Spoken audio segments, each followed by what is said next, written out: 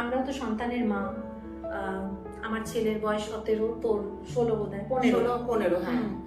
তো যথেষ্ট বড় হয়েছে ওরা। তো তোর কি মনে হয় যে আমাদের বেস্ট ফ্রেন্ড, এই যে লোকে বলে না আমরা সন্তানের বেস্ট ফ্রেন্ড, এটা কি খুব ঠিক? সন্তানের বন্ধু হওয়া আর বন্ধুত্বপূর্ণ ব্যবহার করা সন্তানের সঙ্গে দুটো না তফাৎ আছে। মানে কি বলতো, সন্তানের বেস্ট ফ্রেন্ড ওভাবে হওয়া যায় না। মানে প্যারেন্টিং এর সময় না, প্যারেন্টিং আমার মনে হয় ইটস আ পার্সপেক্টিভ। মানে এক একজন প্যারেন্টের এক রকম way of nurturing their child. তো আমার মনে হয় যে বন্ধুত্বপূর্ণ আচরণ আর বন্ধু হয়ে যাওয়া দুটো একেবারেই কিন্তু আলাদা। মানে তুমি তোমার সন্তানের সঙ্গে সব রকম আলোচনা কিন্তু করতে পারবে না, একটা তো বাউন্ডারি রাখতেই হবে। বাউন্ডারিটা রাখতে হবে। বাউন্ডারিটা আমার মনে হয় সব সম্পর্কেই রাখা দরকার। সন্তানের সঙ্গে বাবা মার তো রাখা দরকারই।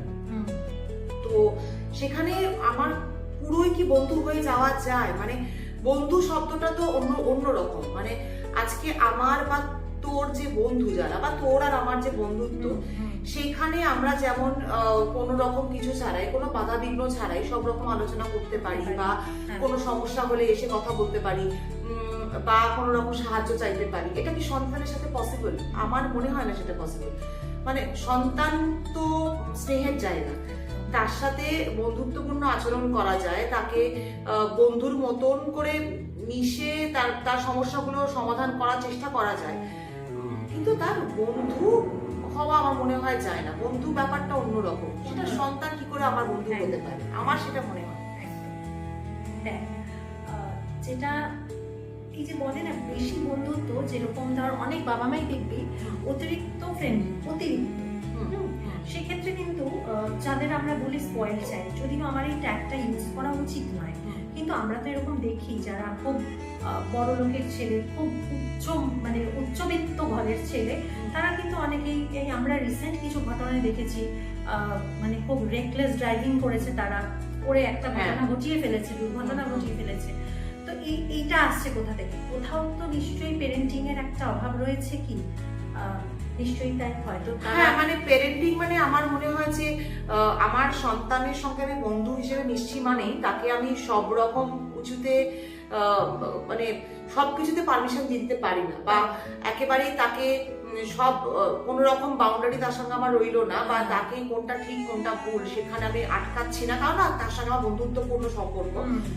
তাই সে যতই অন্যায় করুক না কেন তাকে আমি আটকাচ্ছি না, বা তাকে সে যা চাইছে তাকে আমি দিয়ে দিচ্ছি, কারণ তার সাথে এখন তো আমার বন্ধুত্বের সম্পর্ক।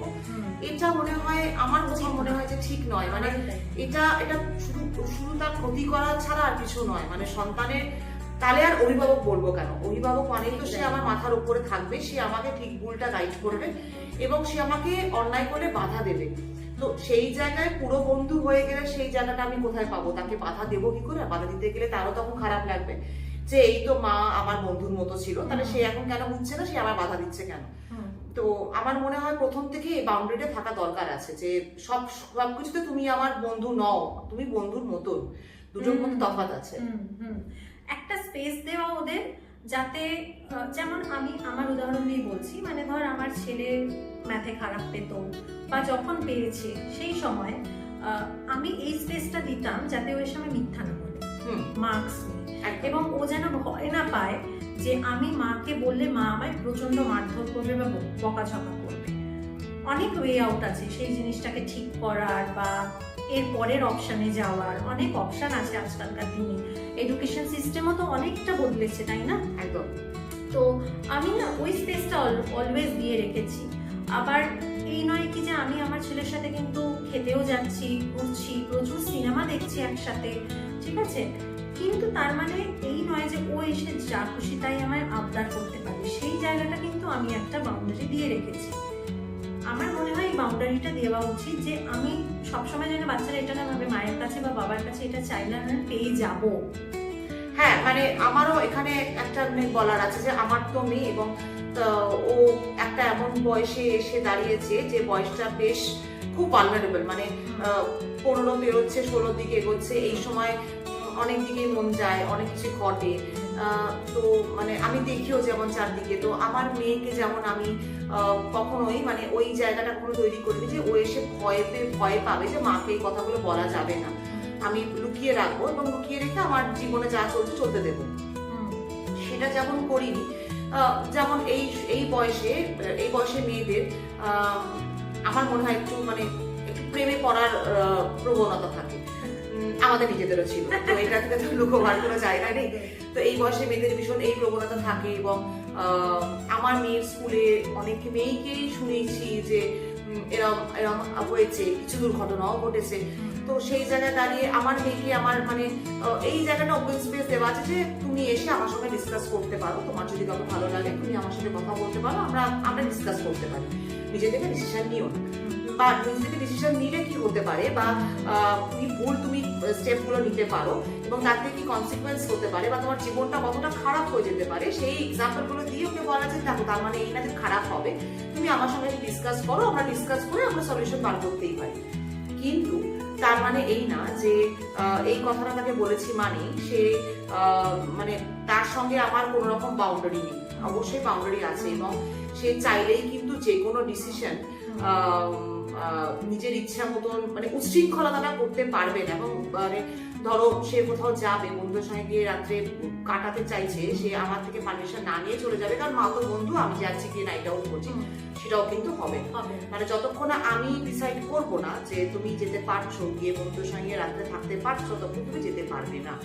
তো এটাই এইটুকু বাউন্ডারি রাখাটা খুব দরকার আছে। তার সঙ্গে অবশ্যই বন্ধুত্বপূর্ণ সম্পর্ক, যাতে সন্তানটা এসে মায়ের কাছে, আমাদের সময় যেমন এই ব্যাপারটা ছিল না, আমরা রীতিমতো ভয় পেতাম, হয় আমাদের মনে অনেক খারাপ লাগা, দুঃখ, অনেক কিছু কিন্তু আমরা চেপে রেখেছি, মার সাথে গিয়ে আমরা এইভাবে কিন্তু আলোচনা, সেটাও যেমন ঠিক নয়। মানে আমাদের তো মনেই হয় যে মা যদি আরেকটু ওপেনলি আমাদের সঙ্গে মিশতো, মা বাবারা যদি আরো ওপেনলি মিশতো, তাহলে হয়তো আমাদের জীবনটা আরেকটু অন্যরকম হতে পারতো। অনেক ভুল কাজ করেছে, ভুল ডিসিশন নিয়েছি, সেগুলো হয়তো নিতাম না। তো সেই জায়গা থেকে সেটা আটকাবার জন্যই আমরা সেই রকম মা বাবা নই এখন আর।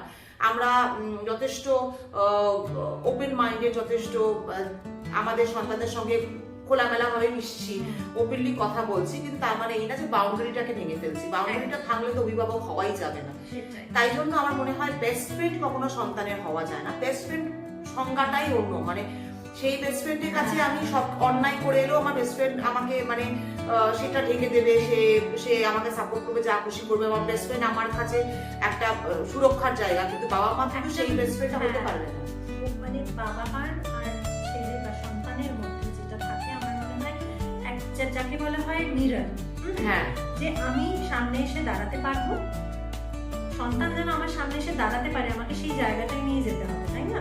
সামনে এসে দাঁড়াতে পারবো, তো আমি বললে হয়তো আমি জানি যে আমি বকা খাবো একটু এবং শাসন করবে, কিন্তু সেটা এই পর্যায়ে শাসন হবে না যাতে আমি খুব পরবর্তীকালে দুঃখ পাই বা আমাকে ঘর ছেড়ে বেরিয়ে যেতে হয় বা আমার ইচ্ছা করে ঘর ছেড়ে বেরিয়ে যেতে। কারণ আজকাল বাচ্চারা না এরকম অনেক রেকলেস ডিসিশন নিয়ে নিচ্ছে, দেখছি শুনছি, শুধু বাবা মাকে ভয় পেয়েছে আমি হয়তো কিভাবে মুখ দেখাবো, বাড়িতে ফিরলো না, হ্যাঁ একটা সামান্য ব্যাপারে ওরা ভয় পেয়ে যায়।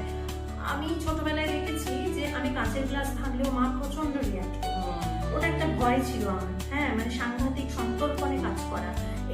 এই জিনিসটা আমি আমার ছেলের সাথে রাখিনি, আমি জানি অনেক বাবা আমিও রাখি না, ঠিক আছে এইটা এখন হয়েছে, কিন্তু আগেকার দিনে না ছিল না। হ্যাঁ নিশ্চয়ই অর্থনৈতিক একটা ব্যাপার, তুই দেখবি তখনকার অর্থনৈতিক আমাদের যে সিকিউরিটি ছিল সেটার থেকে এখন হয়তো আমরা অনেকটা বেটার। একটা কাঁচের গ্লাস ভাঙলে আমরা হয়তো আরেকটা সেট কিনতে পারবো, আমাদের বাবা মাকে হয়তো সেটা কষ্ট করে কিনতে হতো, হ্যাঁ সেটা ভাবতে হতো, ওই জন্য হয়তো ওরা ওভাবে রিয়াক্ট করতো, আমার তাই মনে হয়। কিন্তু আবার এরকমও দেখেছি যে মানে 20 বছরের ছেলে কলেজে পড়ছে, আমার চেনাজানার মধ্যে আমি দেখেছি সে ড্রিঙ্ক করছে, সে মা বাবাকে বলছেও এবং বাবা মা এটাকে গ্ল্যাডলি নিচ্ছে। খুব ছোট বয়স, কাঁচা বয়স, আমার মনে হয় 20 বছর বয়সটা খুব কাঁচা। এই সময় থেকে যদি আমি এটা বুঝিয়ে দিই যে হ্যাঁ তুমি ড্রিঙ্ক করতে পারো, এটা অ্যালাউড, মানে এটা নিষিদ্ধ নয়, তাহলে কিন্তু সেটা উত্তরোত্তর বাড়তে পারার সম্ভাবনা থেকে যায়। আমার মনে হয় এইখানে একটু লাগামটাকে কষা উচিত। হ্যাঁ মানে আমার মনে হয়। এরকম একটা ঘটনা কিছুদিন আগে আমি আমার মেয়ের স্কুলে শুনলাম।